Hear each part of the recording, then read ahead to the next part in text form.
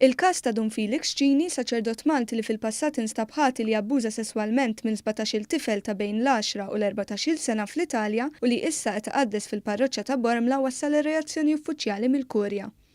Fi stqarrija, il-Knisja qalet li fl-2008 sar proċess mis-Santa Sede li ddetermina li Don Cini ma natax il-pjena li twassalet tkeċċija mis-saċerdozzju u għalhekk baqa' saċerdot. Qalet li dan il-proċess sar wara li għamel programm terapeutiku residenzjali ta' 2 sentejn fl-Italja. Żiedet li f'Diċembru ta' 4 snin ilu fuq talba mill-Isqof ta' Grosseto Don Cini ritorna Malta biex jieħu ħsieb lill-ommu.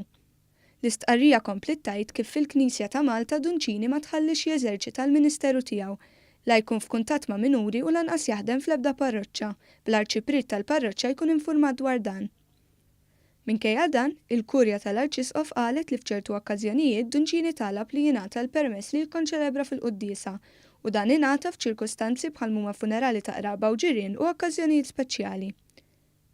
Il-Kurja qalet li l-aħħar Qudiesa li qaddes Don Cini kienet f'Mejju li għadda u sejħet bħala folot ir-rapporti fil-midja li diskrevew lil Don Felix Cini bħala saċerdot full-time.